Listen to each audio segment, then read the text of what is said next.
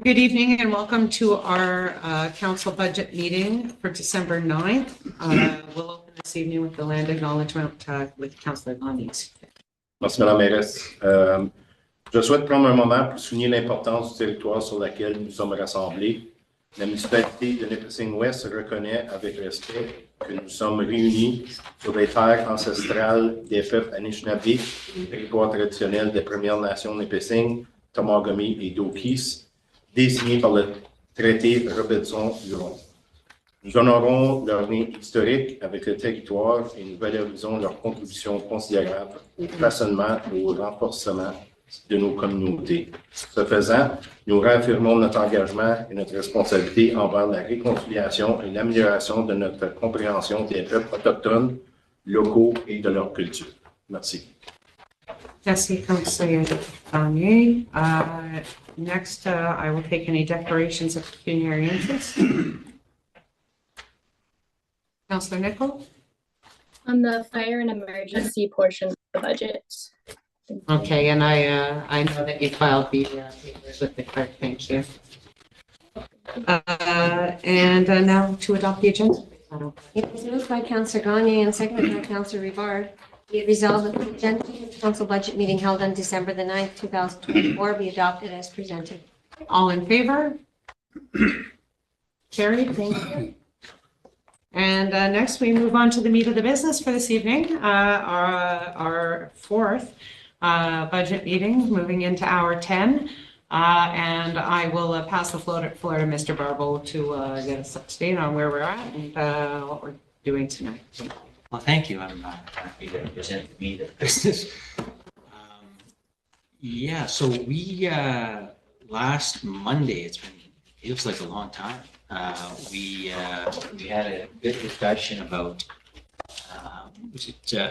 finishing off some capital and having some discussions about where we can look at making some savings. We had some discussions about new money. I'd be happy to speak more to that with respect to the OPP offset money. And we also talked a little bit about the library as well, about looking at where the library would be. So I can go through the document. I do apologize, Madam Mayor, that this document couldn't be presented. We were just swamped after those meetings and negotiations, so we're all busy. But the document before you is really a synopsis of what was discussed at the last meeting. So we have an opening amount of 6.52%.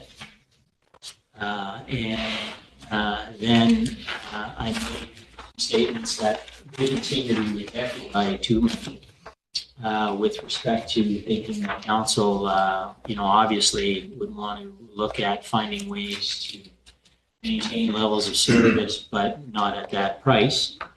And so I, as I do every year, provided some options that I felt were sustainable for 2025. Some of those options, so I can go over them and then take questions after, but we talked originally in our original budget to reduce the dependence from the general reserve to 900,000, and I proposed to bring it back to $1 million, which is still trending downward. Proposed from a revenue perspective as well to take additional dividend income and to re-explain that the power generation power plant produces it as a business that basically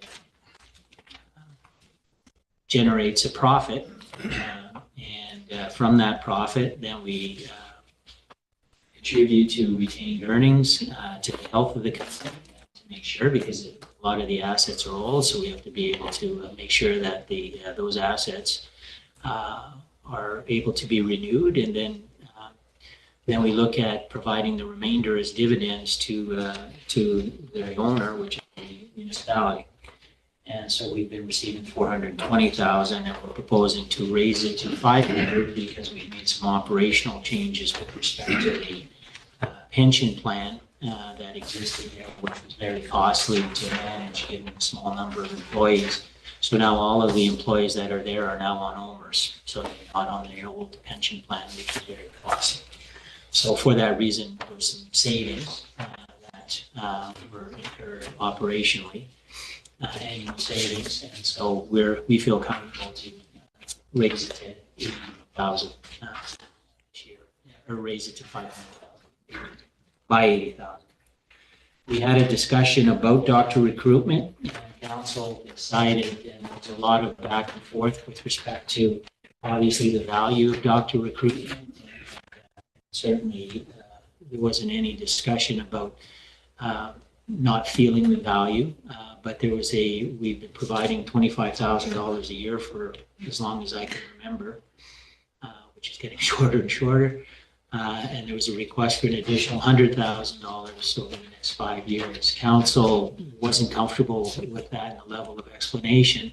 So what they indicated is to increase it only by 25,000, but that to hold it into a reserve that we have, and then look at having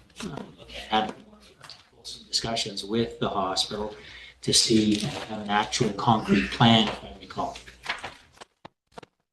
The total amount of training, there was a post-COVID, there was a fair amount of requests for training by all departments, as well as council with respect to conferences, and there was some discussions about the value of the information in the networking. But despite that, I feel that we could spread, still an increase, but spread some savings of 20,000 over the different departments are requesting it. We are proposing, so now here's 10,000. So then it'll get me to the library, which you don't see, because I talked about not increasing or not providing the library an increase.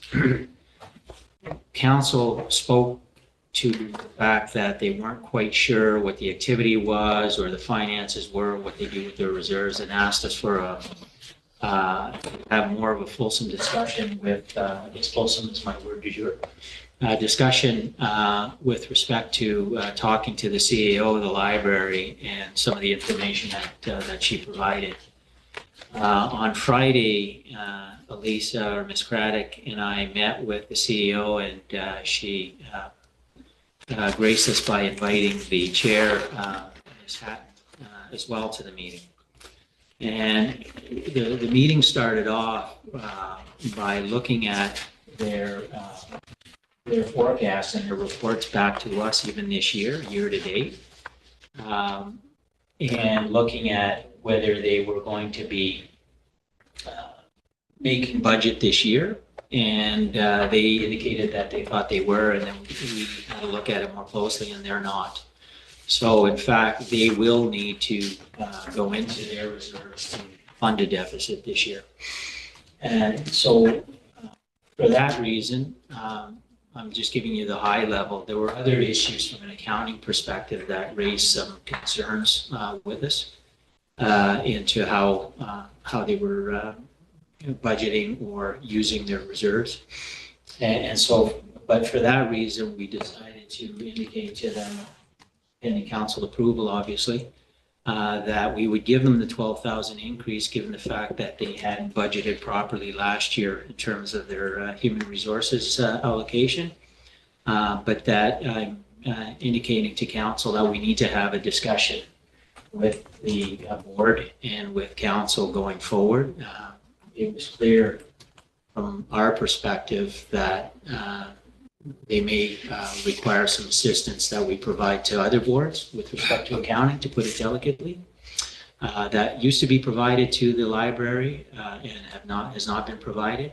I wouldn't want to get into much more of the detail, but we will be bringing this forward to council going forward and making recommendations to the library board to perhaps change some of their structure with respect to providing more expert assistance in a few of the management areas. And it's not to say anything negative about anybody. Even the chair admitted that finances were kind of over her head, and so we got the sense that at the board level they might not be fully comprehending what they were doing. So long story short, I wouldn't recommend taking the $12,000 away. It represents a 2.8% increase, so it really is reasonable. But I would recommend that this is the year that we have a look at the library and their finances going forward. And we'll be bringing it to council and getting direction from council in writing to move forward in a certain way, and maybe have, have the mayor involved in discussions with their board. So that's why, in order to make the same amount, we have additional amounts in drains, in municipal drains. I can not bore you because it's very exciting, but drains, when we amalgamated, were a very hot topic and still are, but the construction of new drains went through the roof upon amalgamation, because drains are municipal drains under the Municipal Drainage Act. So all of the land that is in the 17 and a half unincorporated townships, for which we have a lot of farms, they now benefited from drains. So all of the farmers in those areas started to apply for municipal drains, and there was a ton of petitions at the front end and at the start. So much so that we put in a stopgap on the municipal portion of $60,000, which is kind of the roads, where it touches the roads portion. So we would basically be creating reserves on that to basically be able to fund drains. So we did slow the drain construction process down, then we caught up. And so now the shift has gone to drain maintenance. So now the drains are all built, the ditches are all dug, to put it more simply. And so now there's more work and investment going to be involved in drain maintenance, and we spoke to that during operations. That being said, we still felt that given the levels year over year, that we can find a savings of $10,000, and that would be sustainable every year going forward. We talked about the Eau Chateau Reserve with respect to the rebuild, or I'm having a blank here on the renewal or whatever it is, but the revamp. The Eau Chateau invested into some construction, into some capital that made them compliant, and so the rush isn't the same as it was about 2-3 years ago, when the letter of the law was by 2025 you had to have it done. Well, this is 2025, so you don't have to have it done. And so, as I indicated, we're recommending reducing the Chateau Reserve to a contribution annually of $300,000. So we're not taking it out, we're just lowering the level by which we raise the reserve. The OPP contract offset, we have a letter that indicates, and I'm just going by memory now, it's not in front of me, approximately $575,000, but it was a little bit confusing, and we still haven't gotten. Typically, when you get these letters from ministers or ADMs or whatever, you get the details, and I don't think we still have the details. So we're still banking on the fact, the 10% of the annual amount, which is just shy of $400,000. Our recommendation was to lower than the OPP contract by $100,000 and keep $300,000 in an OPP bank. Now, I understand from speaking to certain councillors that there's some concern about why don't you get all of the savings, and why don't you apply all of the savings now? From a budgeting perspective, that would be like getting a windfall when you're spending something at home. Let's say your mortgage, and you're spending $1,000 a month on your mortgage at $12,000, and someone gives you a windfall of $4,000, and you apply it, but then it comes right back up after, and then some, and then you don't have that money, so you'll have to go find that money. A little bit different. It's probably a bad analogy. I'm trying to find one, but basically, if we took all of the money now, what I'm saying is you would be paying a price next year. And so you'd probably be getting a 25 to 30% increase next year on your OPP costing, not because their cost increase, but because you went and grabbed all of the money as a savings now. So yeah, you're going to lower the amount by a certain amount, but you're going to pay a dear price next year. So municipal budgeting, like everything, when you're talking about reserves and everything like that, gets away from all pay as you go, where you go, oh, good, we pay 0 tax increase this year. Oh, we got to pay 28% tax increase. Next year, we're going to pay 3% tax, we're going to pay whatever. Reserve and fund accounting talks about smoothing. And so smoothing basically says, and it's not that we're going to be spending it elsewhere. What we're saying is we're putting it in a dedicated reserve for police costs. And so next year, when that increase goes back up or goes up again, you'll have $300,000 to offset that. And so it'll make your policing costs more reasonable going forward, even though the big hit on policing costs is this year, because their collective agreements basically bump up, periodically and give a hit periodically. So it's a little different. But anyway, I hope I explained that. Yes, there is additional money there, but we are recommending parking it so that you can use it next year, which is going to be a year before an election year. I don't mean to budget that way, but you're going to have a significant increase in policing if you take the entire offset now. And so we're basically smoothing, just like we do with the general reserve, we're smoothing. And so we're doing it consistently over time, just like we're doing with the dividends. I can take all of the profits from West Nipissing Power Generation and basically potentially bankrupt Power Gen, and then basically drop all kinds of taxes here. And then when Power Gen needs all the money, we got to give it back to them.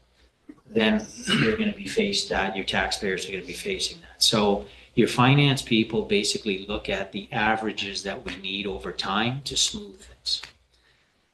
The hours in community services, the mayor highlighted that as an issue and asked whether we can have a look at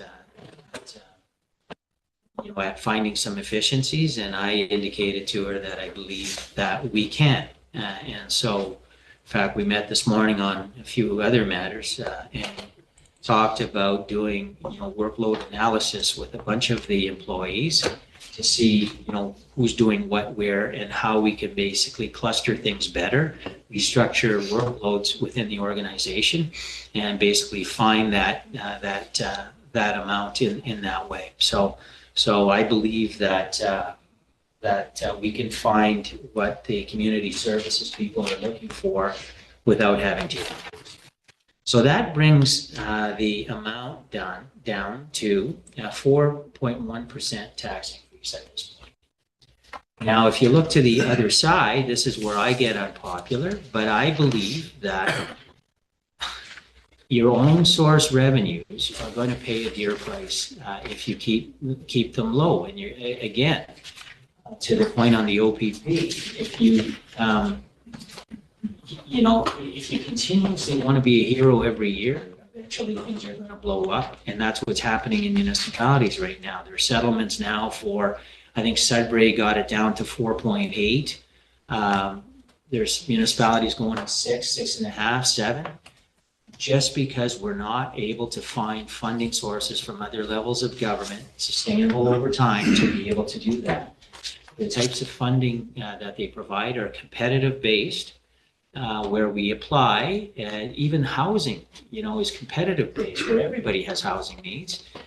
And those who basically have applications for funding, and then somebody goes, look at me, I'm a really popular politician, I've given money to Perry Sound. Okay, but that's at the expense of some other one like Bracebridge who didn't get it. So, but sustainable funding like OMPF has historically been going down.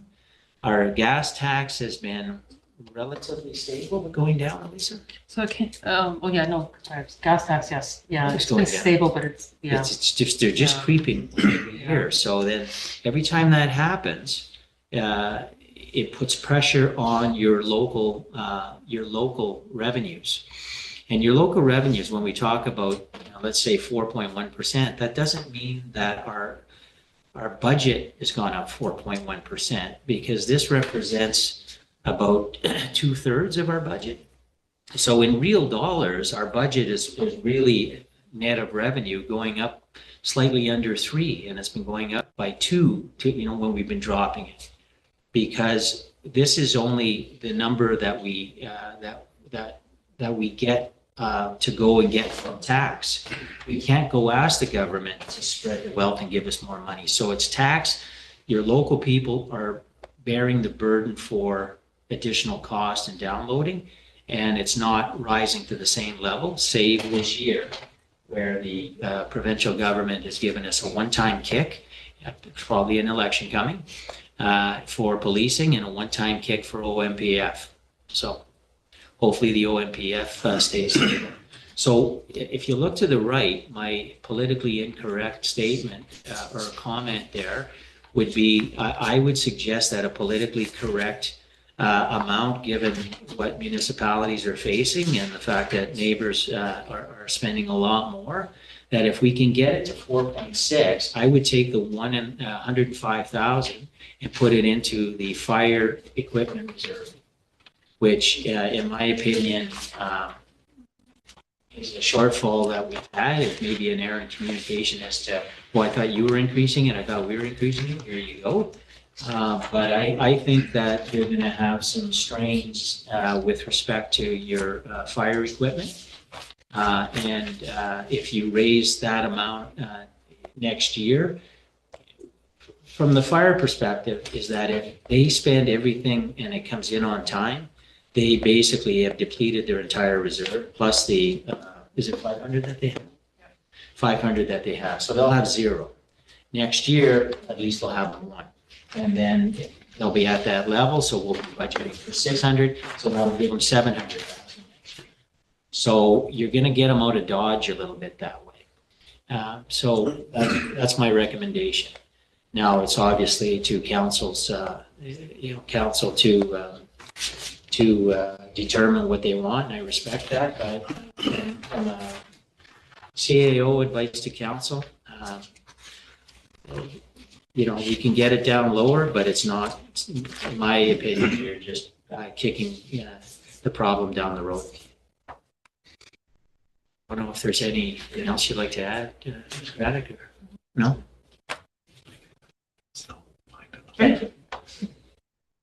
Okay, so thank you very much for the review of that document that's provided this afternoon. Kind of just going through it, taking a look now. It's interesting when you say it's OMPF went up this year, and the from OPP, and without those two things, I mean, our number would be significantly higher, and that 5%. that does make a huge difference. I got a couple, just a specific, and I know it's only $6,000, but did we take out the 2 small boards and committees from page 45? That No, we didn't. Heritage and the, you know what I'm talking about? And I know it's only $6,000, but it seems silly to keep that in there if it's being spent. Not a problem. But I would want count, like, that's just my opinion, but is it 45? Yeah, the Emergency Measures and Heritage Committee, we had that discussion where they weren't really used anymore, so. Apologize, our oversight. Pardon me? Our oversight, I apologize, you didn't mention it, so. Okay, so council's okay with those 2 items being removed in addition to what's gone through? I'll just see a show of hands. Page 45 of the original workbook, thank you. And I know it's 6,000. No, it's, it ends up. Okay, I open the floor to comments, questions. Councilor Cavallari? Yes, Madam Mayor. I'd like to throw an idea out there. I wish I would have brought it earlier, but it just clicked on me our last council meeting. When UG Road came out for bids at 310,000 for what's it called, surface treatment. If you figure it out, it comes out at 67,493 per kilometers. Right now, the Clare Road, we got it in the budget at $1.5 million to have it paved. Right now, it's a surface treatment, and it lasted, how many years, Ms. Hennings? 10 years. Just that. We, I brought this, we discussed this when I brought it forward with pavement, we're gonna get double the lifespan that we would of surface treatment because there's a lot more traffic on that road than there is on Union Road.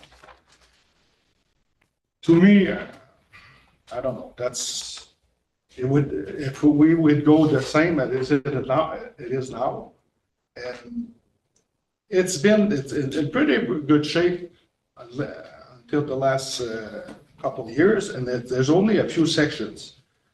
It lasted quite a bit, and it would cost only $425,000 if I go by what the Eugene Road costs. And we could do that road 3 times same cost as the asphalt, and I don't think the asphalt will last 3 times as long. We have the same base. I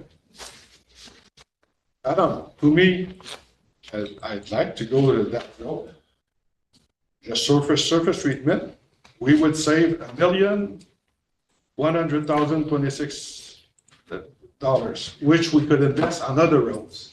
Well, that's subject to tender, but no, with respect, I'm not 100% sure that you can do it on the same amount and say that it would be 400,000. I don't know that. I go by the. Yeah, I know how you're doing it. I see your logic for sure.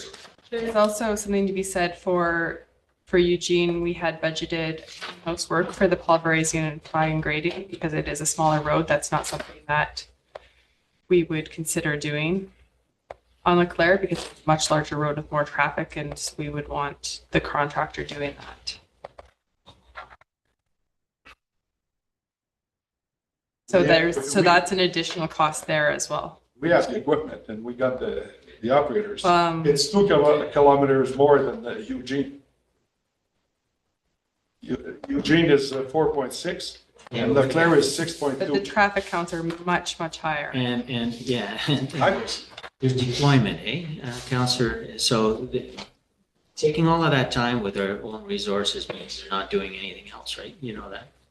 And so if you want to hire more people, that's good.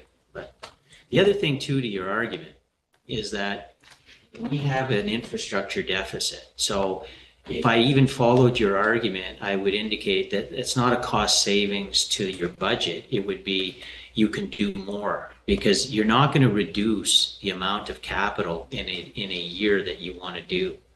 You want to keep the level there because every year you've got to do you've got more need than you have work, right? So there's an infrastructure deficit. So let's say they're spending $5.5 million, which is what they have. If you were able to save 750, we would find a project that's on 750. Of course. Yeah. So it's not a budgetary savings. It could be. It can be, and I'd highly recommend against it. Yeah. We could say 1%. But then you have to go find it the year after when something is collapsing. So that goes back as to the pay-as-you-go thing. You don't want to be changing your reserve levels. You really don't, unless they're at a level that are too high, because all of your roads and all of your infrastructure is so darn good, right? When you're ready to say that, I'll be dead. But when you're ready to say that, that's across the province, there is an infrastructure deficit on need. So I would certainly not recommend bringing it down. I would always, in fact, we had a report that said, how much more should we be putting in public works? You should get 10, I thought they said. Okay, I thought it was close to $10 million Right. a year should be our Right. investment in so, that road. so we're below it. So, I understand but you're looking at it in a vacuum. And then, so a user of that road, it has not been in great shape for a long time. And there's a lot of heavy traffic on it and a lot of abuse that road takes. So I think that is a main arterial road that should be treated differently. But that's just me talking, but. Thought I'd throw that idea out there. I mean, you can vote on it. Yeah, I mean, I would like to see what everybody else thinks. I mean, with a $10 million, with needing $10 million a year for what we need, where we can save money if we can put the roads, I can see Heather's point. Questions or, sorry. Yeah, just to finish, because the base hasn't changed. The base of the road is the same. It's, 5 years ago or 5 years from now, the base is the same. So, Yeah, so I think when I brought it forward, you're gonna get 20 years out of asphalt. You're gonna get 10 years out of the double service treatment, and the cost wasn't double between the two.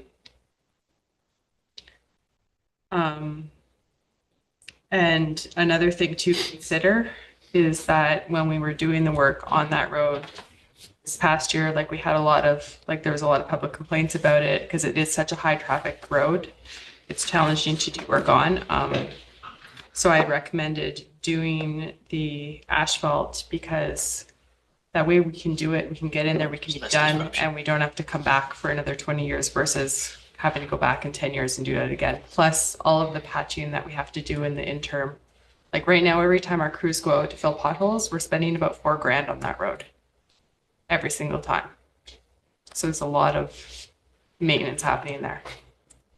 so if we keep that same train of thought, might as well pave Eugene Road. Well, no, because it's got less traffic, so the surface treatment would last longer. Councillor Still? Okay, Madam Mayor, I just wanted to add as well that we're not going to be dealing with these numbers 10 years from now. We've seen how much things have gone up in 10 years. So if we're going to take an approach where we'll only do the less cost resurfacing this year, 10 years from now, it's not going to be the same numbers. I don't think we can say it's X amount this year, so in 10 years, then 10 years after, we can redo it and it'll come up to the same price because we know how much things have gone up in the last 10 years. So I just don't think it's a fair comparative to say it's going to cost that much 10 years from now, let alone 20 years from now to redo it 2 more times. And so I tend to think that I'm not an expert in very many areas. When we have opportunities to have experts give us their recommendations on how we should be proceeding, it's based on, their knowledge, it's based on realities that they're faced with and they're experts in. And especially in areas like this, I like to take advice and move forward with it. But I just wanted to share those thoughts. Thank you very much, Councillor Still. Councillor Larrabee? Thank you, Madam Mayor. I also agree with your statement. If I have a choice between asphalt and what they call chip and tar with even 2 coating, we've experienced it on our road. This is an avenue that I do know quite a bit on. I would take the asphalt any day. It costs more, but the end result is way smoother road, tougher road. And so I would definitely agree that we stay on the course, and it'll cost less because the maintenance of that road, and you got to dispatch your equipment there constantly to patch and patch.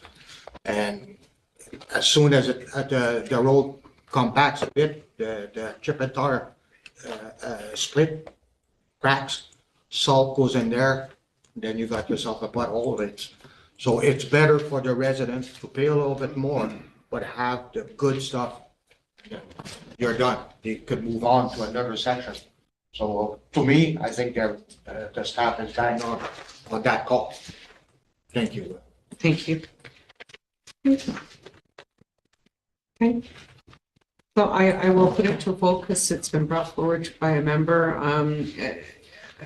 Members of council, Councillor Rivard. Thank you. I just wanted to mention, I don't think Councillor Pellerin was looking to correct me if I'm wrong, there, to lower the amount. I think the idea was just if it could cost less, we would do other roads. So I would be in favor of just keeping the capital budget the way it shows, the 1.5. If it comes in at 1.1, 1.2, then we can go and spend maybe that extra 300, 400,000 on a different road.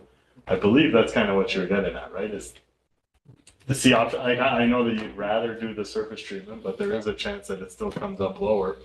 So I don't know, here, are we voting on to lower the capital budget, or just, because I don't think that's a budget discussion to start saying one or the other, right? Or am I wrong there? Well, it's a matter of, it's a philosophical matter of, I understand that people come to council and are elected with sets of experience and so forth, so I respect the advice in that, but it comes down to you have staff that provide research and provide you with a report.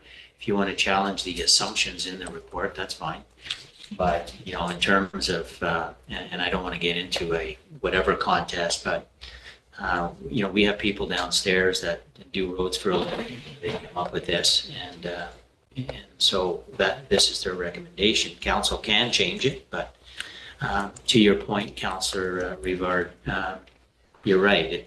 Unless council says, yes, we want to go to chip and tar or hard surface or whatever you want to call it, and reduce that amount in your capital reserve for in the amount of money you have available, it's not really a budgetary question. It's really an operations question. Thank you. So to be clear, I did look at both numbers and present them because they both will work. It's just you'll have to be coming back a lot sooner if you go with the chip and tar, and you're going to save about $600,000 is the difference. So, I will just see a show of hands, who, I don't even know what I'm asking. Well, if you want to close this subject matter, Madam Mayor, you're on the right track. You'd say, does anybody want to go from paving to chip and tar? Does anybody want to go from paving to chip and tar? Thank you, Mr. Barlow. Okay, so we'll move on. But what I'd like to do, just to kind of keep us on track, because I think that there will be a couple other questions on capital, but I'd kind of like to deal with that separately, get through the document that is mostly operational, and then, the capital stuff always gets confusing with the moving in and out of money. So I would imagine I'm even starting to talk about it, so. To your point, Madam Mayor, yeah, if we can get to an expenditure level, which is the expenditure levels, one of the reasons why we do this early, to your point, is to get to capital and to really look at the list to see if you want to do something different. This is an expenditure level discussion with respect to capital, and if you want to move something in and out of capital, their recommendations are based on analysis on need studies and what should be done in priority, but certainly variable as long as you're within the same money. So if you want to continue on the, my recommendation again, and so right now we've got it at 4.1, and if council wants to go higher, which is really a tough thing to ask council to do because they're, for reasons of the future, then council can do that, or 4.1 is achievable.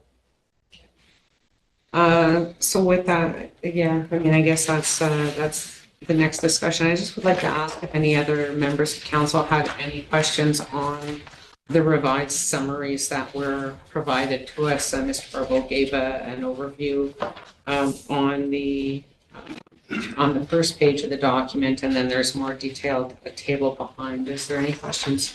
Councillor Thabin. Thank you, Madam Mayor. Can I go back to, another subject, planning and building? And the first budget meeting is now 2 weeks ago, and you may have touched upon this, but can you remind me what budgeted increase in planning fees and building permit fees are budgeted? And I'm just wondering whether there's any scope for a bit more cost recovery in that department, given that now we have a deficit of 270, I think, off the top of my head, whereas before we were running a much lower deficit in that department. Sure. I'll pass it along to Ms. Braddock. There's the numbers here. I'll do a shared with Mr. Poulan as far as the future, but yeah, actually, the overall change in the overall budget is only the sort of the net is only $3,900. So it's not a significant difference in how much the department is funded. I don't believe we've got any future planned fee increase. Correct? We did fee increase in 2023. We Do not. Yeah. The structure has been approved recently. Yeah. Yeah. So there is sort of some increase in revenue just based on volume rather than fee increase. Yeah, with the net change to the total budget only being that $3,900.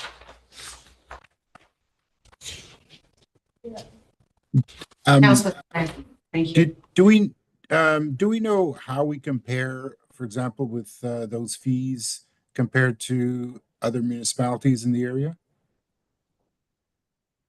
Well, we did that analysis when we provided the fee increase a couple of years ago. We don't do it annually, but we certainly could have a look at that. Steph, do you have that original analysis or even by memory where our fee increases are or where our fees are relative to? I think we're less than North Bay and Sudbury for sure, but probably more than the smaller communities beside us. So, but that's a generalization, Councillor Feta. But the other thing we did when we did change the fee structure is we went from a per square foot base model instead of going a value model for the construction project, which significantly increased the revenue based on the size of the project. And I don't have those details by memory, but as our CAO just alluded to, we did a comparable analysis, and those fee increases were justified based on what jurisdictions are doing. Okay. So, And sorry, Councillor Fedin, that was something that this council, like that, the fee increases were done since the start of our term. So I don't know if it was late in 2023 that we looked at those. So I can get, Madam Mayor, I can get the report from Councillor Fedin though, and I think it would answer a lot of his questions. But I can say that when we budget in these departments, we look at the existing fees. We look at, and we did in prior council years where we said we haven't adjusted our fees for a while. So these analyses are, we still want to be competitive with other, to other municipalities, I suppose, from an economic development and attractiveness perspective. And then we make a determination of kind of like historical but planned activity that we have with respect to they're under the impression subdivisions coming here, or there's a major commercial construction going there, or that kind of thing. And so we do those assessments and assess those amounts. And I could also tell you, which you'll pick at Mr. Poulan, they do tend though to budget conservatively. They don't like to overestimate revenues and then find themselves in a pit. So we always kind of push them upwards, Elisa and I, and they always kind of wince, and we always survive. All right. Okay. Thank you. I guess I'll get you the report though. if we're on the planning and building page, I would just ask about budget for any kind of special projects that council's already discussed. On that special projects, we're costing it out right now, and we haven't budgeted for it through operations or through tax. We'll be coming to you perhaps a look at because it was an unknown. Yeah, so we'll be looking at it. It could range from $500,250,000 to free. And so we have to enter into a lot of stages before we come to you. But it is on our radar, ma'am. Okay, I saw Councillor St. Louis have his hand up previously. Thank you, Madam Mayor. So my question, I guess, will be going back to the OPP information and letter that we received. So we're talking about $400,000, and I guess I'm not the only one by Mr. Barber's comment of other councillors approaching him. I received a lot of phone calls, emails, text message, name it, over the past week and a half. So we're touching on $400,000, but the letter is very, very specific to the numbers of 578,000. So why are we? So I'm just wondering, why are we talking about 400,000 as opposed to 578? That's my first question. Okay, and Ms. Craddock will answer you, and hopefully you won't be as confused as I am when she answers you. So, and that's some of the information we don't have yet. So when we get the 2025 statement and the number that they're using of the 4,035,000, that is our 2025 estimated cost and a reconciliation for 2023. Now, the reconciliation for 2023 is partially accounted for already, and the rest of it, if they didn't do any adjustment, would be accounted for in the 2024 year end, because it's a prior period, it's already occurred, the expenses have happened, and it's partially accrued because they accrue a little bit each year for adjustments like that. And so then the going forward number would not be the full amount they said, because part of that is actually going to be in 2024. So that's not what my 2025 starting point is. So then they give us, we're going to adjust these things, and they give some breakdown what's going to be adjusted in 2023 adjustment and what's going to be the 2025 adjustment, but they don't give all the details. And I've asked them for the details. I'm sure that they are doing the same kind of scramble themselves at the ministry to try to figure out what the province was actually doing here. So I don't have the adjustment. However, based on the fact that they said the 2025 estimate, which on our original statement from them was 3,887,000, is going to be reduced by 10%. So I'm making an assumption that the total 2025 then is 3.6 million, and that we are now going to have a credit, and a fairly significant credit, based on 2023, which doesn't impact our 2025 budget, because it's going to be back and produce a credit in the prior year. And so then we do get a bit of a kind of it does create a little bit of what you're saying, that don't laugh at me. You asked. So there was an amount accrued in 2023 for adjustments, and then we're not going to need that, and we're not going to need, we're going to have this other credit. So it will produce some effect on the 2024 year end. But then the 2025 going forward is just that 10% difference between what was originally 2025 and an assumption of a 10% decrease, because all the rest is prior year stuff. So to translate as well, then we're not 100% sure. What we are sure is the 10% amount. So we're conservatively basing it. What the public is wanting to say is that that was clawed back, and so we should apply it. Yeah, we can apply it, but if it goes back to the irregular expenditures and they gave this one-time windfall, and you apply it all this year, next year you got to raise it back to the amount that's actually being billed.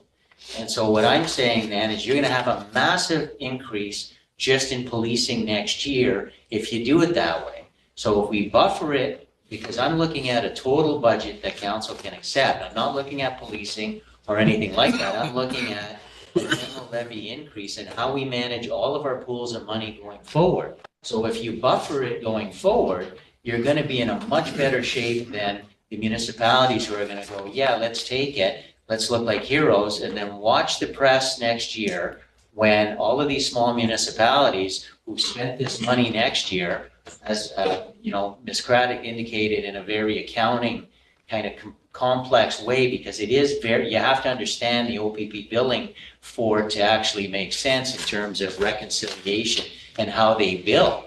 But if they start grabbing that way, they're going to be in a bit of a pickle.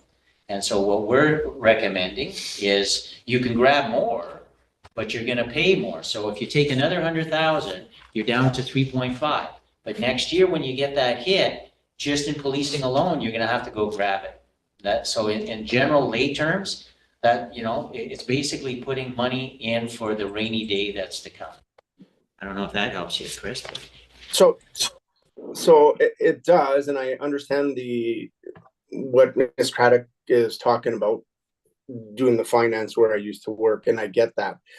I guess what I'm getting at is there's a line in the letter, and I understand that this is coming from the government of Ontario, so you got to take everything with a grain of salt. But the province will also be examining options for reviewing the OPP billing model to ensure that it meets the needs of the community across the province, right? So for me, the way I see this is, and I agree 100% that, yes, it's a windfall, blah, blah, blah, call it what you will. And I'm not saying that we need to spend it all, right?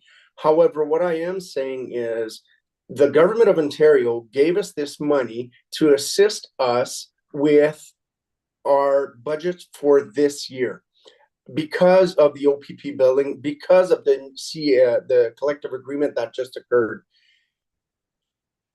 The collective agreement won't be there next year. And hopefully the government does come through with trying to rectify the concerns in the billing, and that our bill next year is not as high, or however they're saying it. Now, we didn't put any money aside for this year's budget for the OPP. We just move on as if it was going to be what it was going to be. So I guess what I'm saying is, to me, just the 100,000 is not enough. If it was 578,000, which I'm just going to go with that number right now, in my opinion, I would like to see, and I don't know if other councillors are of the same mindset or not, but I would have liked to have seen 300,000 and another 278,000 into our reserve, into that fund to help us out next year. Now, if it's only going to be 400,000, I'm averaging at about 50%. So if we put 50% of whatever we're going to get towards our budget this year and keep the other 50% to help us out like next year, like you're saying, Mr. Barbeau, I think that will probably please a lot of our residents. However, I personally think myself also, it would be the best option. But that's my opinion, and I would like to see it at about the 50%. And if it's the 578, then you divide it at 50%. Thank you. I understand if you're looking at the policing in a vacuum. And it still sound budgeting for policing, but I'm looking at the entire 32 million. And so if you want to do that, you can do that. And you would reduce your tax rate by an additional, you're probably under 3 now, or close to it, or around 3. And then when you have a 3% general levy increase, you're going to have that, and then depending on whether policing hits you because they go back to a standard, that's fine. But certainly everything else in this municipality will hit you too, where you didn't raise your own source revenue. So I don't look at one department when I'm budgeting. I look at the global amount necessary to run all of the 8 or 10 services that we offer. But if council wants to do that, certainly you have at your disposal right now, you can get this budget down to 2.5% increase. Absolutely, I can get, we can do that. The point I'm making, though, is that you're going to pay a dear price, going forward. And so you can do that, and it's under Councillor St. Louis' thoughts, under policing and the comments you're getting, absolutely. So this year, you'll please and appease. Next year, it may not. Sorry. No, and I understand what you're saying, Mr. Barbeau. All I'm talking about is adding 100,000, right? As opposed to 300 and 100, 200 and 200. So it wouldn't take us to the 3%. Because if 100,000 is only 0.5. So, but the rest, the other 200 would go into the reserve, like you're saying. I 100% understand everything that you're saying. All I'm saying is, as opposed to, if we've got 400,000, as opposed to 300 and 100, then let's put it at 50%. That's all I'm saying. So you'll get to 3.6% this year. And absolutely. And I know I'm being unpopular or politically incorrect, but I'm indicating, where I even put in a recommendation to go higher than what we can get it down to, because you've got some issues in fire that are coming up. You've got issues with respect to the graders and the equipment that's coming up. You're still reliant, which has been a bone of contention to this council, on depending on general reserves to stabilize your tax to begin with. So all of that is factored in. So it's 6 1/2, half dozen of the other.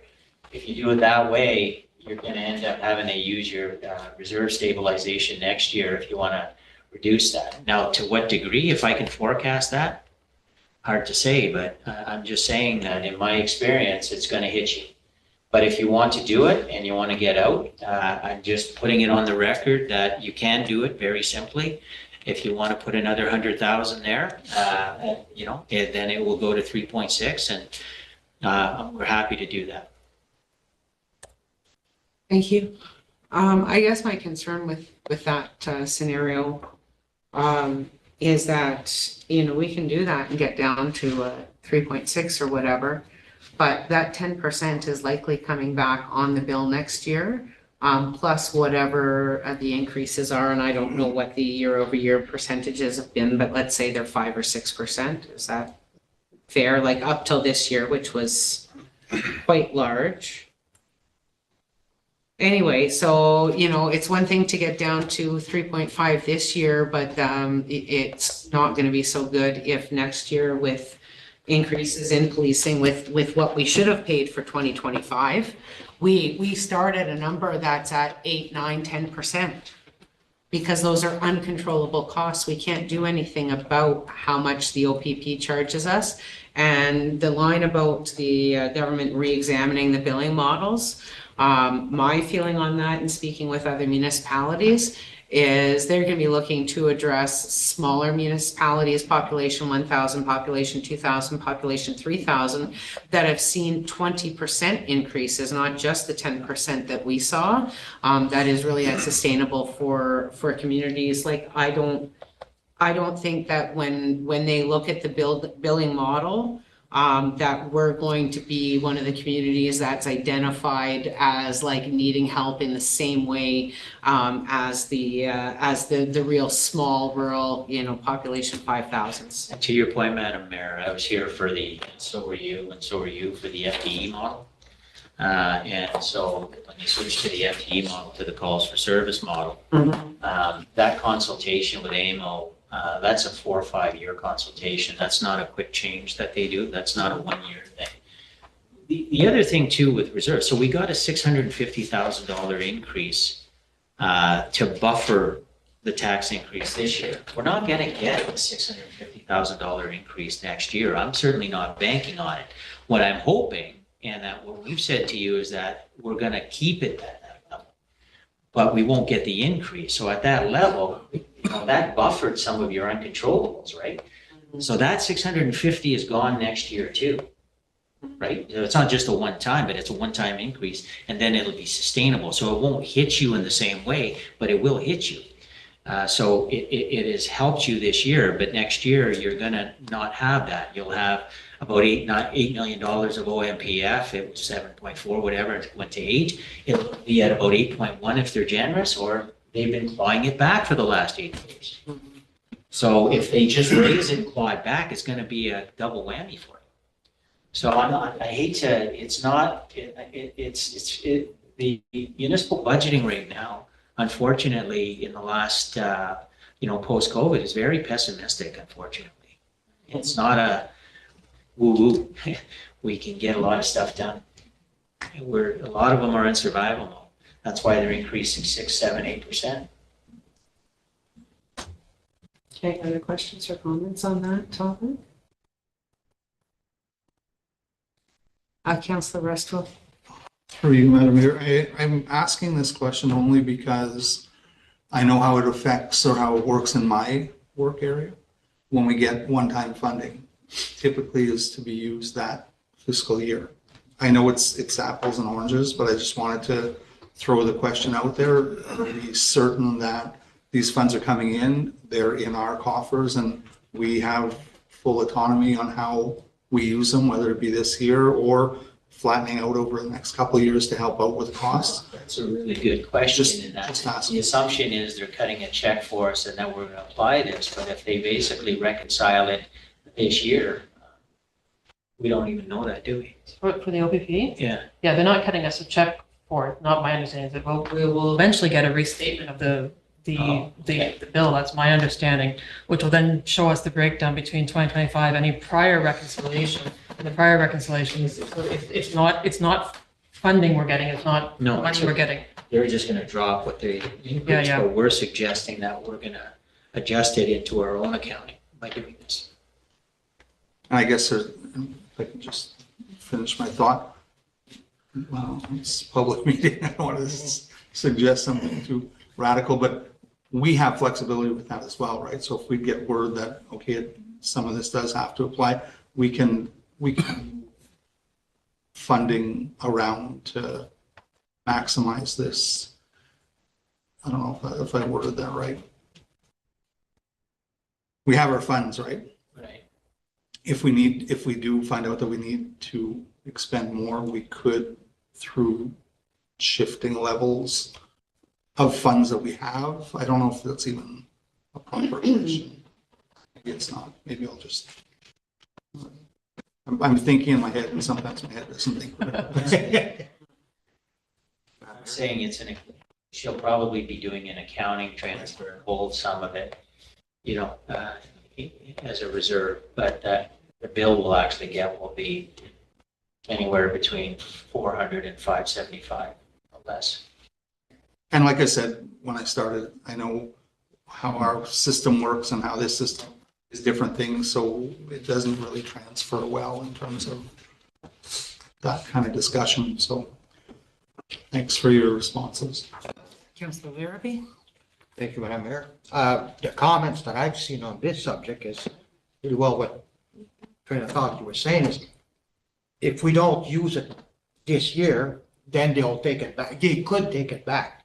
And this is not the case. They will apply that formula to us, and what we do with it is different completely. So that statement they're saying is That's right. Correct. It's Facebook. Okay. Thank you. Thanks for wording that one better. Yeah, that's what I was saying. Any other questions or comments on that? Councillor Pevin? Thank you. Thank you, Madam Mayor. It's, I can see both sides of the argument very clearly. If Councillor St. Louis would be making a proposal to change the amount from 100 to 200, I'm just thinking out loud, I probably wouldn't raise my hand, but if we then stepped it down in increments of 10,000 to see how many other councillors would raise their hand, I would probably raise my hand when we got down to 50,000. I don't know if that's how we're going to deal with it, or it was just a discussion and we move on. That's fine. That's how Chris dealt with chickens. Yeah, that's how Chris did the chickens, Mr. Provost said. Yeah, I mean, we can definitely take a look at that. I'll just make one other point, Councillor St. Louis, is that, reducing the tax rate is one thing, and I understand why that's politically attractive. We have a lot, and I think everybody at this table in this room knows that we have a lot of deficit, whether it's in our roads, whether it's in our public facilities, whether it's in things that need repairs, or, complete redos. You only need to look around to see that there has been, sustained underinvestment in our community facilities. And so when, I'm always sitting thinking, trying to balance where we want to be on a tax rate, with how much actual money we need to fix the things that are broken. And I think that that's where the real challenge is that when you start to see this table and you start to get a real kind of in-depth look around at what we're dealing with as far as, I mean, we've seen some of the numbers on the capital budget, and that doesn't address half of the things. I mean, you know, we've seen Minnehaha Bay. We know that the recreation complex and the pool needs a load of work. We know the Cache Bay Community Center needs a load of work. We know Vernon needs a lot of work. We know Manette. Every building we own needs work.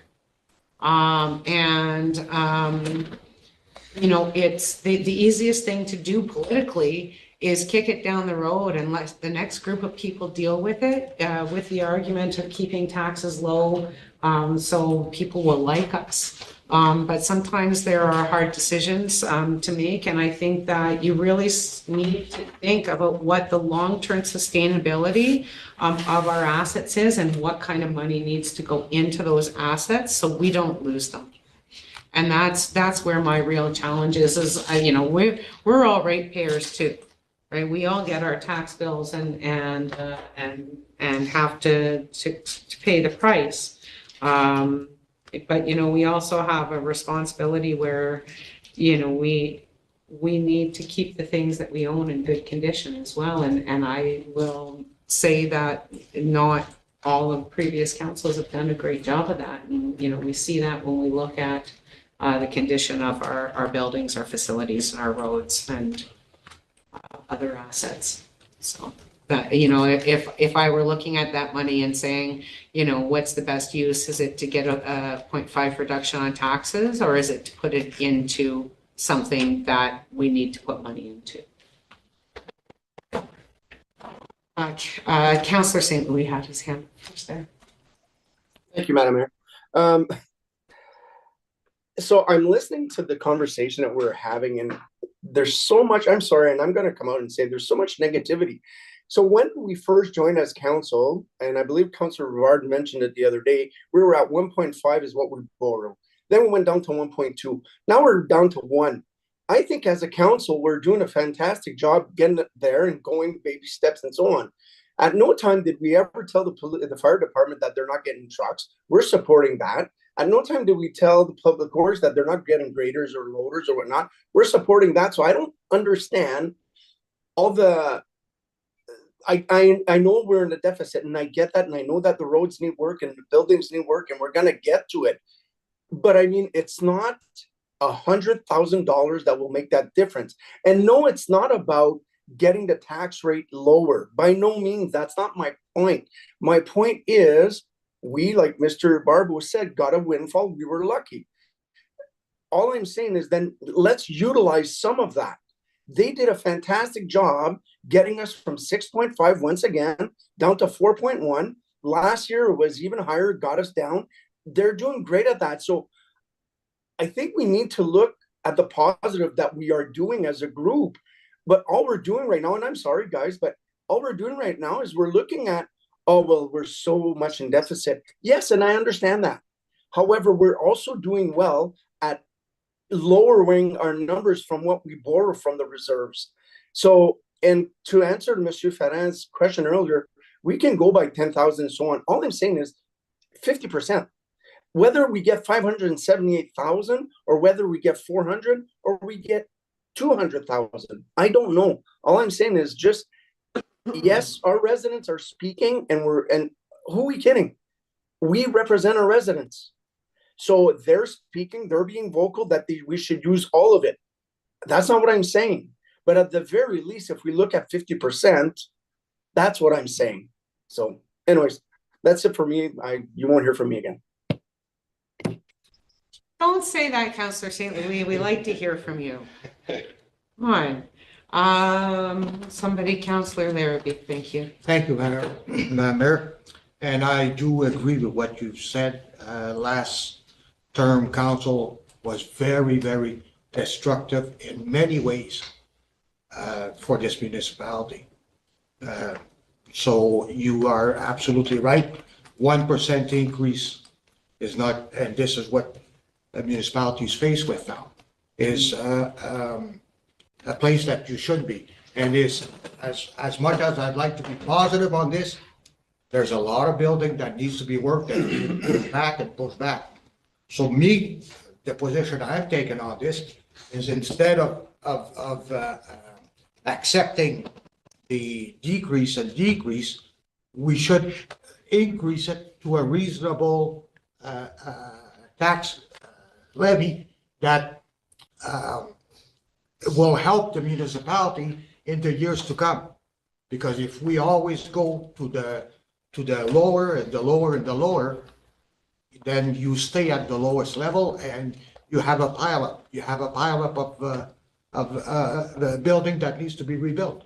So I would suggest that instead of 4.1 or 4.6, we know there's we didn't discuss it yet. We got a fire master plan that's going to take effect if council wishes to move forward with this, and it's going to take some money. The equipment, we need good equipment. It's not like we can say, well, we'll do it tomorrow. The snow needs to be plowed today, not tomorrow. So we need good equipment, and with that, it's got to be replaced. So I'd be in favor of raising the tax to 5% and put whatever needs to be put in reserve. So one day we need to buy equipment and it's going to be there. It's going to assist us.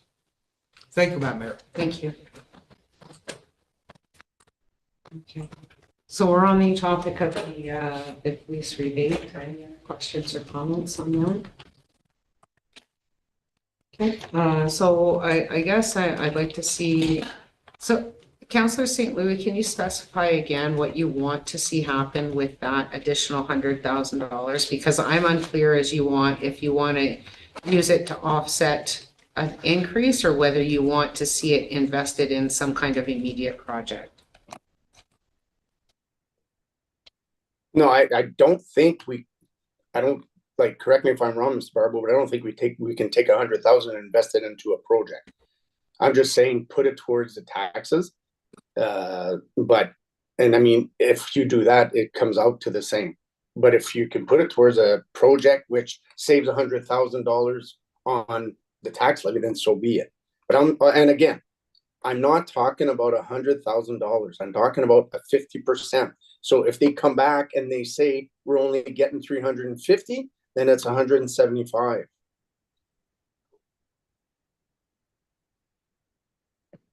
Something for me there? I don't know. Just trying to phrase it to get to a. Yeah, so if you take 100,000 from 4.1, as you're indicating, it goes to 3.6. If you're indicating that, well, that's the only real option that you're providing, because otherwise you're at our original assumptions anyway, which is 4.1, but adding 0.5 to 4.6. So, and that was to increase and add $100,000 into the fire reserve that you don't have to go find next year. So if you want me to summarize, you've got an option of 4.6, which hasn't been talked to.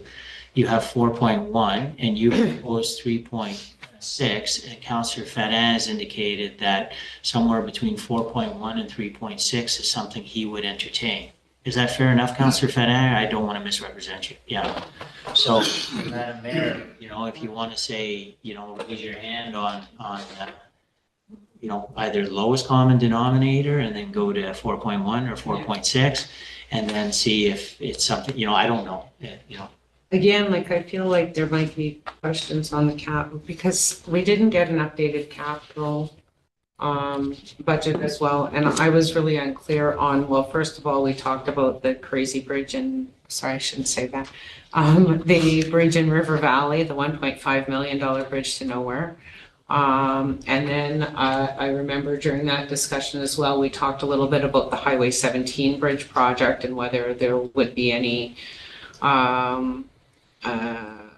possible iterations on that design that could bring it from a 700, because that's quite a pricey project as well, right? So there were still some questions in capital that haven't been answered, and we haven't. And also then there was a little bit of uncertainty around the way that the community services and like some of the facilities budget was presented, because it's like, well, this is this, but that's not in the budget increase that you have. So if this project comes through, like, so I was very unclear about at this number, what is the capital plan? So the capital at this number, regardless of whether there's savings and you can spend it elsewhere, and I can be blunt on that, Mhm. there was 7 million offered, but what was budgeted with this assumption was 5.5, because we made the assumption that you weren't going to be funding the bridge to begin with. 7 million was infrastructure, that not including facilities though, like the 7 facility. million was the entire capital budget. Okay, That was roads. that was. No, that was just roads, Right, yeah. so then it drops down to 5.5. Right? Well, Do you want to explain it? Yeah. I'm sorry, yeah, well, this, Yeah, well, just this is the at least thing, so there was Yeah.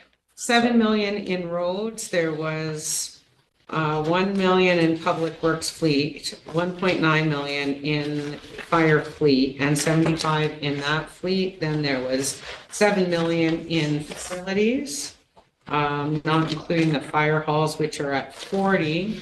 And then equipment, we're looking at another 300, so like there's, I don't know what our total capital So- budget is, it's got to be $20 million. So with the infrastructure, the roads there, with the removal of the Denonville Bridge, there is sufficient reserves and funding carry forward to do all the rest of the capital at the levels we're at now. So there's no need to change the existing budget. All the infrastructure work can get done. Was And there surplus from the roads capital projects from last year? Because there should have been some kind of surplus from the Eugene Road and the. so it's not We really, did well on Eugene, and I know we lost on a couple other ones, but I think overall there should have been some surplus there on the. so it's not really surplus, but it goes into, so if you remember this sheet here, and you're looking at Public Works, and you see ending balance, sort of a projected ending balance. So at the end of 2024, and there'll be a little bit more because we didn't have the Eugene Road closed at that time. There was about $3 million carrying forward in reserves across the variety of things for the work in Public Works. Okay, you're just gonna have to get me there. All of public, not fleet, Yep. not infrastructure. Yeah, so if you look at Public Works as a total, you see the 3 million down at the bottom of ending balance. Yeah, okay, Yep. thank you. And so then we look at, the additions that would come through in 2025, which are already included in the budget here. Yeah, Potential grant on work that we're waiting for. And then we look at kind of what you have there. And so it can do all of the work and acquire all of the fleet. If we remove the Denonville Bridge, and then Public Works can do all of the work it needs to do within the budget that it has. okay, so our, what we're putting in to capital is less than what it was last year. So if I look at, I'm just trying to read. Yeah, this the table. amount's going into. So we had 4.45 million last year was the additions into like what we funded for infrastructure. Is that correct? No, so some of that is so the two amounts at the top, so the 1.1 million going into fleet hasn't changed, and the 1 million going into infrastructure hasn't changed. The rest, the gas tax, the NORD, the OCIF is funding that we receive, and it's beyond our control that those amounts have dropped. That's what's buried. Okay, It's the outside fund. So OCIF was the big drop. I guess to simplify, what you need to know is what was offered here with respect to what is being recommended is funded with the rate that we have. So there's no, the total amount on that sheet shows that what they provide and what they present to you in terms of what they're planning on doing with the money this year is funded. The only one that is not is the facilities. So we talked last time about that wharf Yes. presentation. So that's not included actually in their numbers. if we had to do the wharf, we were going to have to go and do some other type of financing or funding or something like that. So that's why I said the other stuff that's on there, I'm going to be bringing to you outside of the budget to look at a financing option.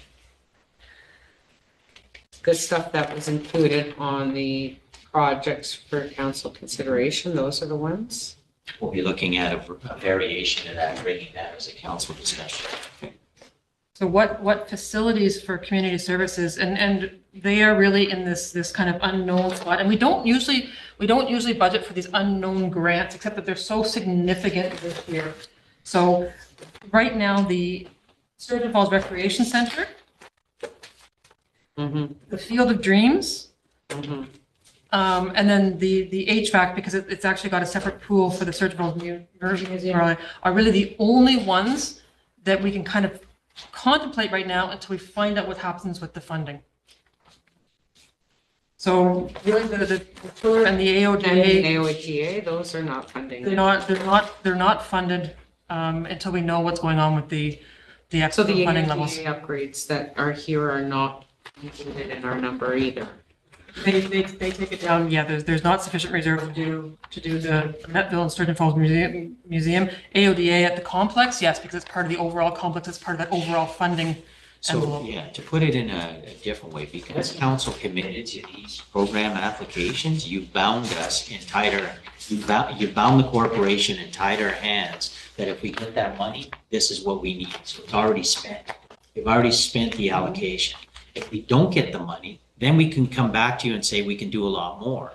So we're waiting on getting the word on that money. Because our portion of that money adds up to the total of what the capital allocation is for community services. Plus, we're going to do the HVAC as well. That's what's left over, and that was recommended by staff as the most urgent because you can shut it down. Then we're looking at, if we don't get that funding, then we change the whole ball and see what we can do. And that's a whole other discussion. Then I'm also looking at bringing back a cluster of options under financing, and I don't have the answer for that. So. Okay, so for the Goulart Park, this is a two-phase application for the funding, is that correct? So there's a phase one, and if you make it through phase two, then you have to give detailed designs. Like I'm just, okay, so on the numbers, how was the $584,000 of total budget cost determined on that project? It's two baseball diamonds, if that's a beautiful house. So I'm just trying to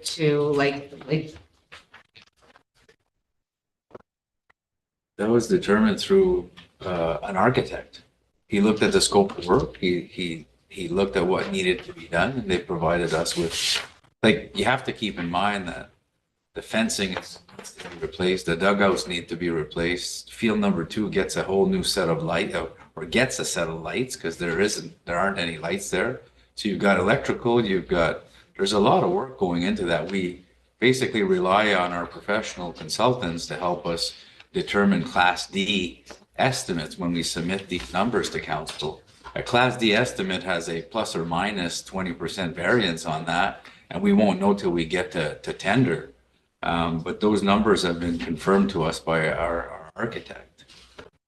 Okay. And they generally will look at similar type projects that have been undertaken and completed in Ontario. It seems very basic, baseball fields, but it's more complex than we'd like to think. Councilor Rivard? Sorry, I was just gonna add that that was a requirement for the application, from what I remember reading it, was it needed to be fully costed and the plans fully provided. So that number, I imagine, like he mentioned, was just what we had to provide them with, the estimated cost for the project to apply for the grant. Just to add, let's put it into perspective. We just built an outdoor rink in Cache Bay this year at over 300,000. Right.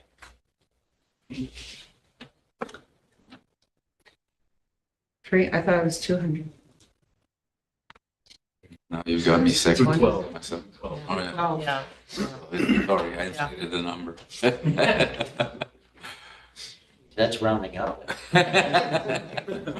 So I just want to be clear, at the 4.1 you have us at right now, it would include our contribution to the recreation center on the assumption that we would receive the funding that we've applied for. Yeah. It includes the chiller replacement at the Burner Arena.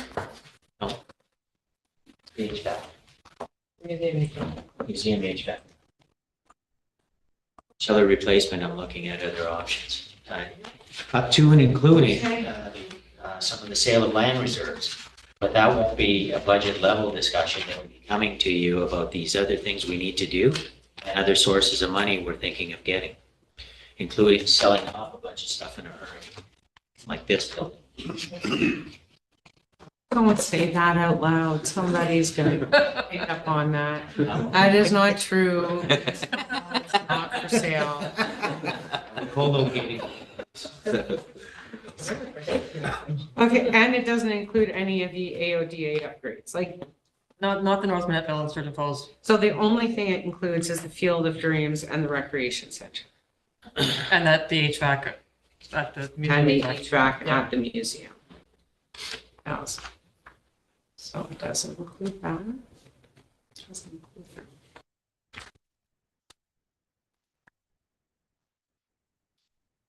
But outside of the facilities, everything else that we see in the capital budget is included. And is there anything else that is here that at the number that we're talking about wouldn't be funded, that there's alternate sources of funding being looked at outside of the,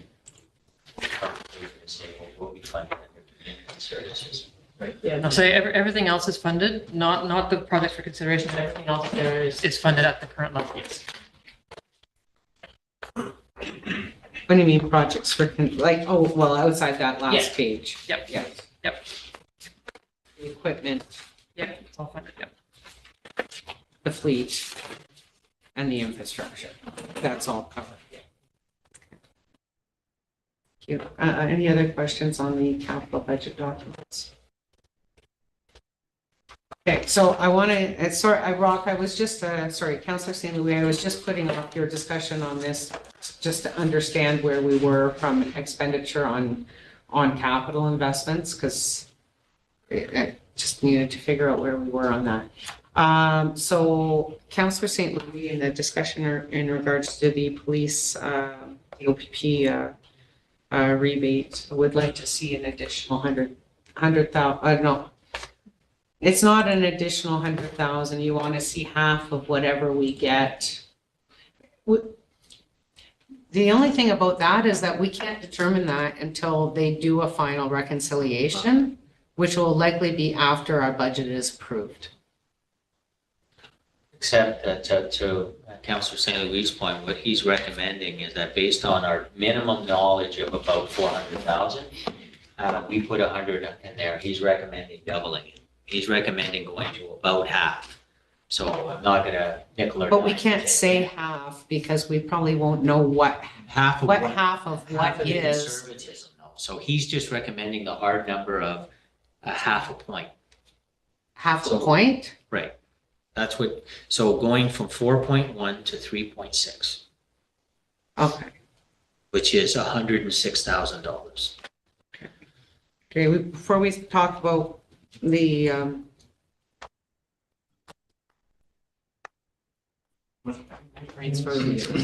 thank you, Councillor Gandhi.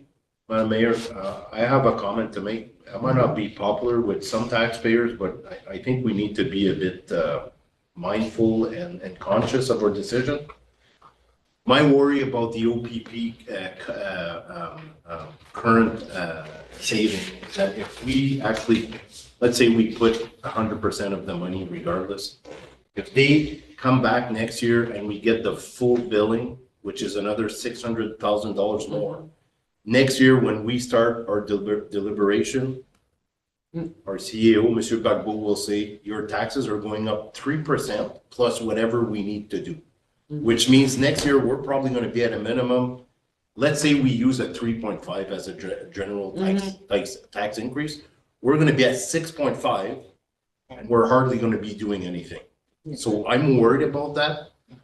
I don't think we should, even though we're lucky, the government is giving us a kind of an election year savings, let's call it that. I'm comfortable with the 4.6. Technically, I think it should be higher because it's not hard to see. It's sad, but we're not doing much new stuff in West Nipissing. And we're always looking for grants and grants and grants to be able to do some things. And I think we need to get at a better comfortable level that we can say we have a $300,000 budget, which we can do anything.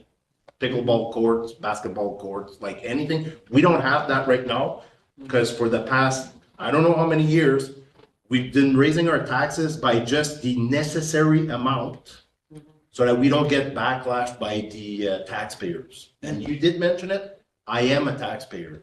My kids are, my parents are. It's not fun to raise taxes, but we want more, but we don't got money to do it. And we're getting all the lash back. It's okay. I'm an elected official. And if I decide to run again next term, that's my decision. But right now, what I think would be prudent is to leave the taxes at 4.6, which might not be popular. I'd like to at least know what the average increase would be to the average household at 4.6. So at least that way, as councillors and as people in the community will know, is that $110 increase on your taxes per year, or is that a $300 increase per year? And when you hear it that way, the 4.6 doesn't hurt as much, but at the same time, we're going to be helping our bottom line that we've been just kind of scraping the bottom of our budgets just to keep afloat this organization. I did that mental gymnastics earlier today. That's $80 per, on average, per residential household. Thank you, Monsieur Belpo. And those are my Do you have comments. that I'm sorry, do you have that per $100,000 of house value? Because I think at least No, the way I did it. has given that is to us I before. took the total number of households Yeah. by the total amount of money that it amounts to, Okay, and I divided it that way. okay. So. That's at the 4.6 is $80. About $80, yeah. So that's a global average.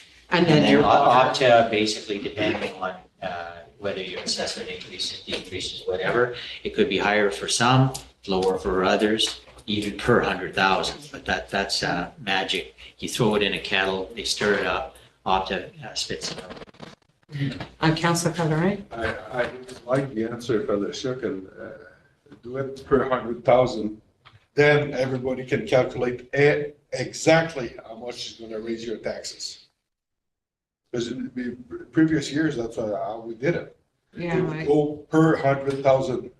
Plug that in. Oh, yes. No, I 'cause could I can't get, the information's not uploaded to Opti yet, so. I would suggest to you, just theoretically, that the average household, if you take the average, the total residential is built into that assumption. So the 80 would be on the average household, and the average household cost to be around 350, whatever. I haven't seen that. But if you take the global amount that way, it automatically figures that that's an average, right? Because you took 9,000 households, you divided it by, you took by 1 million, whatever. That gave you an amount, 1.3 million, whatever. That gave you an amount and it gave you $80. That is the average household. So then what I'm telling you is that if you're less than the average household, it's going to be less than that. If you're more than the average household, it's going to be more than that. But that is the average count. Sorry, I've been around a long time and I can publish my salary on that. Other years, Yeah. we got the answer per 100,000. Per 100, yes, we can. Yeah. It's not available yet. But it isn't available, no. It's not available yet. Okay, that's all. But the average household, That's all I meant. what I'm saying is on the average household. Okay, yeah, Yeah. but that doesn't tell me anything. You know, and it doesn't tell anybody else. Then if you get per 100,000, if your house is estimated or We'll get you. with impact at 700,000, then you can calculate to the last penny how much increase it's gonna be. That's what I mean. So if anybody else has any comments? Yes. Councillor Larrabee? If I may, what would the average house would be looking at at 5% increase instead of 4.6, there'd be quite a bit of, Just slightly more than 80, about 90. yeah. No, but if we're talking just, maybe going up. Normally I bring my old calculator and I can figure that really fast, Okay. but You know what? It is 7:35, which is our designate, well, 7:30 is our designated time for a break. So I would take a mover and seconder and we will come back after break and just continue on the rates discussion. Councillor Restool, Councillor Larrabee. Moved by Councillor Restool and seconded by Councillor Larrabee at 7:35. A motion was tabled for a 10-minute recess. All in favor? Carried.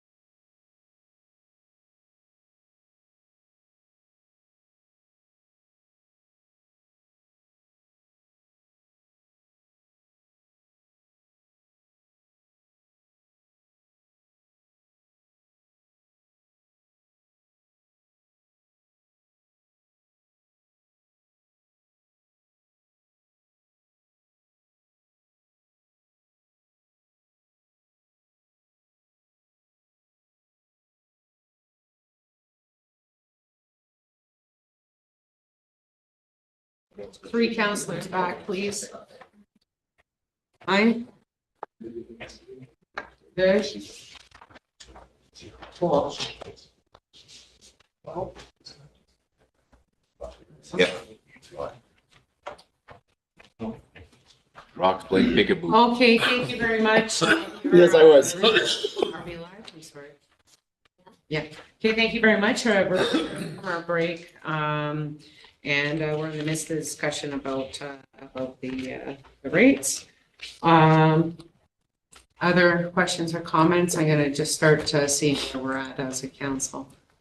Are we speaking general? Yeah, Well, okay, Councillor Rivard. I guess I just had one thing that's kind of been not bothering me, but kind of piquing my interest a little bit when I'm looking at the year over year increases. And so the one that it's like HR costs across departments, right? So I did quick math, and over 3 years, not counting a couple departments, we're at like 1.7 million about an increase. I know a lot of it would be collective bargaining and the added positions that we've added, the planner, the directors, HR, some positions like that. I was just wondering if there's more insight. I know it's probably not the answer right off the top of your head like that, but $600,000 annually over a decade, let's say, to me, I'm not sure if that's something that we could, right? Like, I know there's only 2-3 years, but if we keep going this route,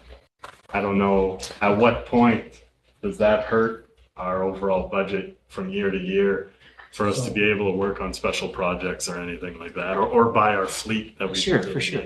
So we can speak to one of the things when you're doing that comparison is you're looking at perhaps a comparator which was apples and oranges, which was COVID, because the HR costs were much less and we didn't provide in a case. The HR position was a transfer of a position that existed already. So it wasn't a new position. The HR position existed into payroll, and that we expanded certain aspects of it, made it so that it could help in labor negotiations and other things. So we hired an HR specialist, but that was a position. So the additional positions that were added, they're well, in the last 4 or 5 years, but we also had a gap in our complements from 15 years ago with respect to the director, and that was an efficiency thing that personally I can tell you was long overdue because I wasn't managing it properly. I just didn't have the time. Then you're looking at a bunch of community services people because of the needs of all of the committees and all of that, so there was that. Now you're looking at increases in training costs because these people need to be trained. You also looked at bylaw. We went from 0 to 1.5 bylaw. So these all are enhancements of service.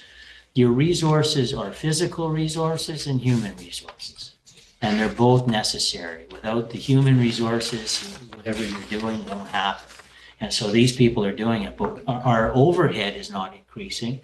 We're actually providing it down to where council's expectations are in terms of service delivery, which, you know, and there's still some growing pains with respect to new employees and getting systems up and running in recreation programming and that kind of thing. But we're not increasing people more than the ones that you have said. So maybe Elisa can speak a little bit to more detail to that, unless you have something more as to why people are commenting on those increases. May I ask one specific question to that, which might clarify as well? So in the increase this year, is that accounting for any increases that may arise out of the compensation review for our non-union positions? There is a small allowance put into that. Yeah. Sorry, but please go on. I just Yeah. No, that's fine. whether that was also included in this. Yep. And I can speak to it, but yeah. But if you want to speak more specifically to Councillor Rivard's point.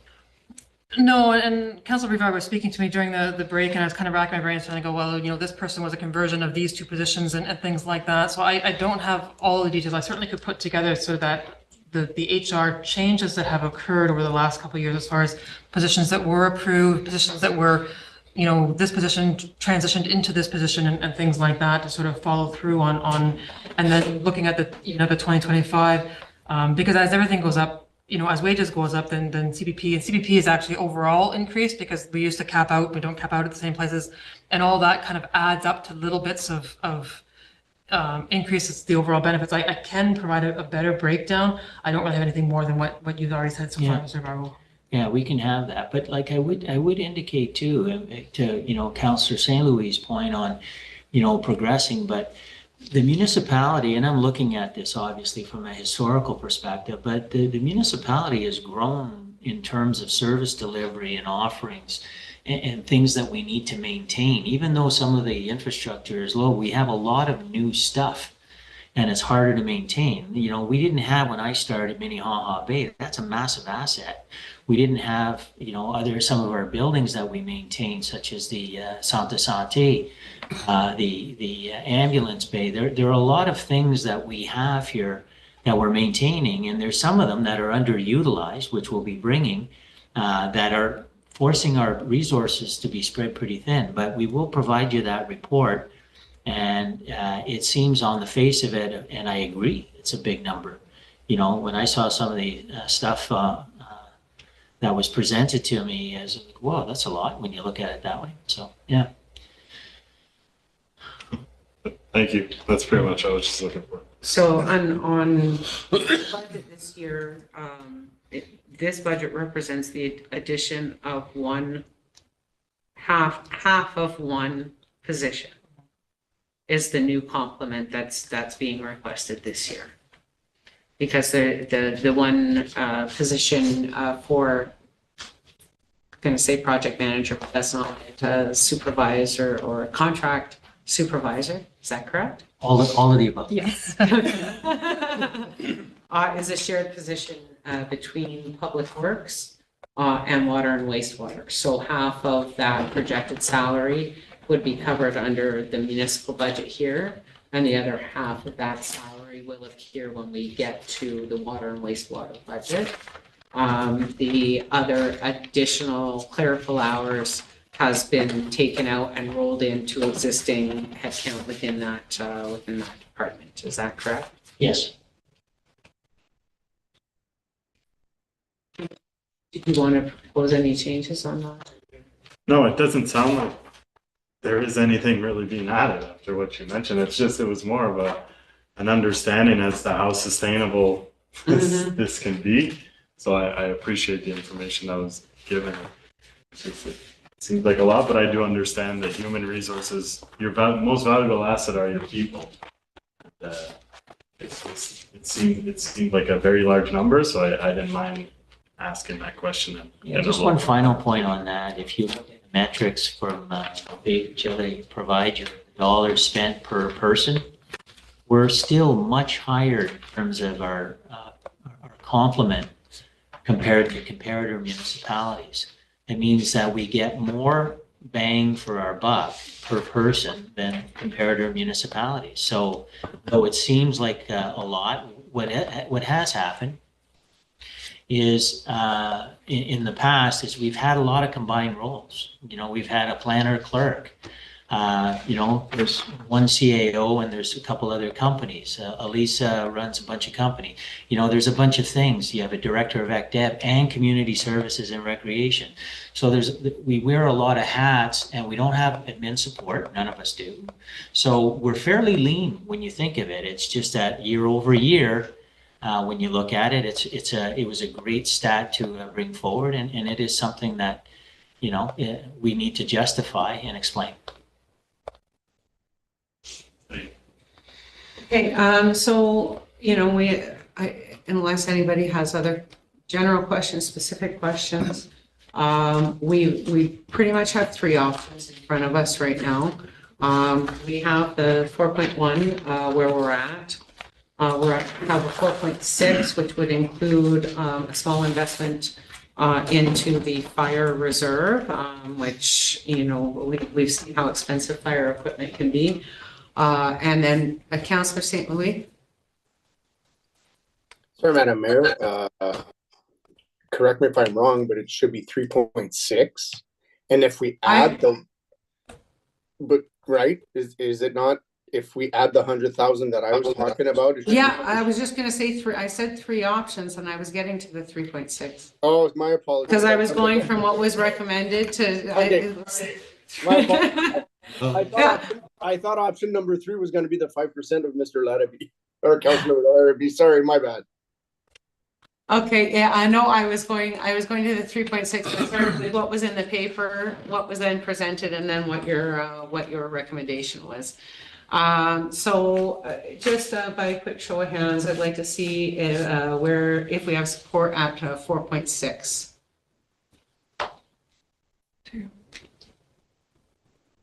Okay.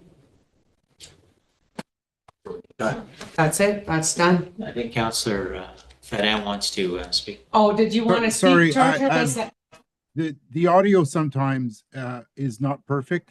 I'm not, apologies, but I didn't understand what you were asking us to Okay, who would show be of hands in, on. who would be in support of the budget as presented at 4.6? Raise our hands. Yes, please, if we can, just so we're clear on, you know. 1, 2, 3, 4. Okay. I'm just gonna go through 4.1.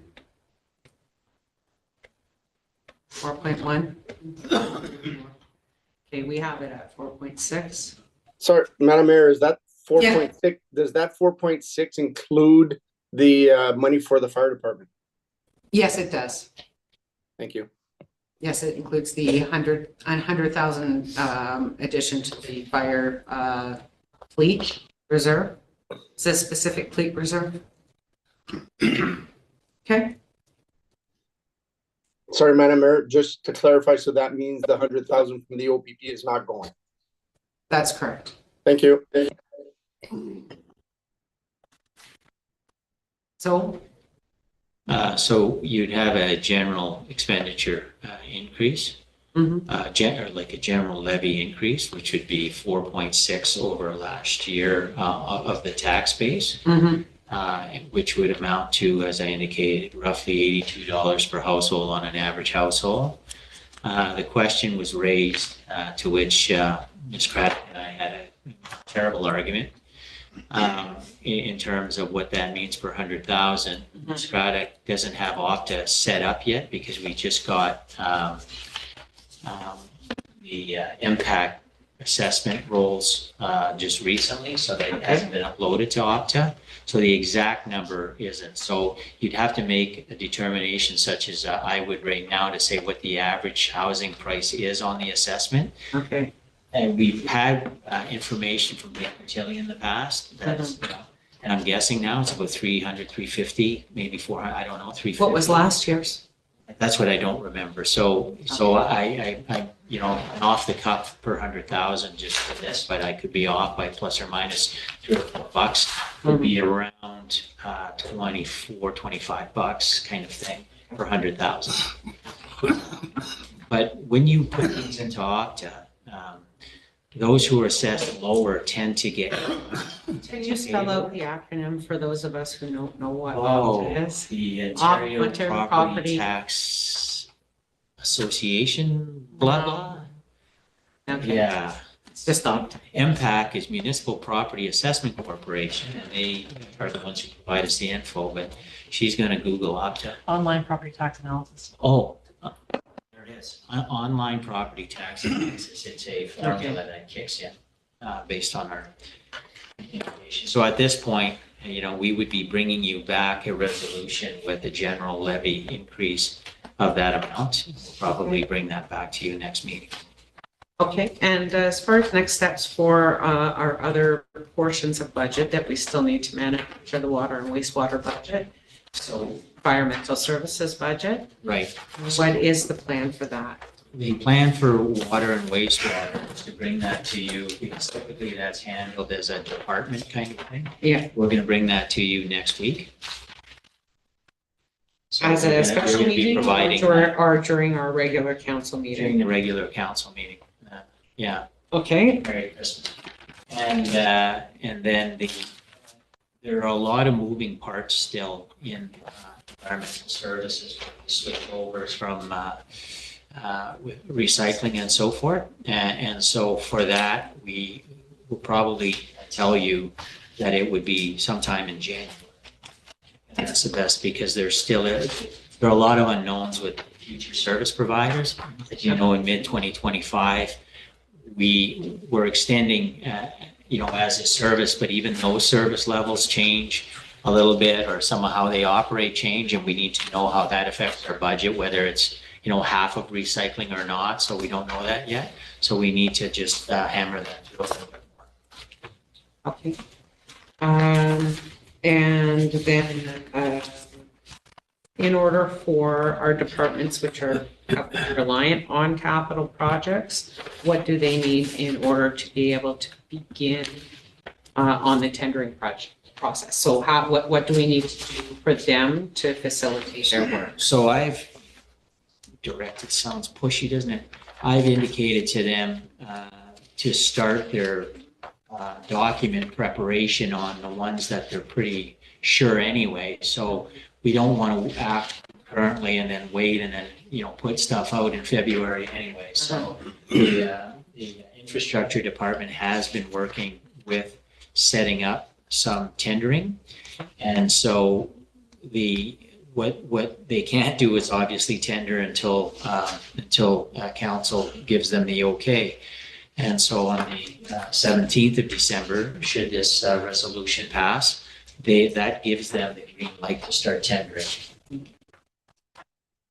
Unless you direct us, ma'am, or council, where you want to, mix it up a little bit. So, if we receive that, but the 5.5 that we indicated and then the other stuff is ready to go. All of the other assumptions. 5.5 million of project work.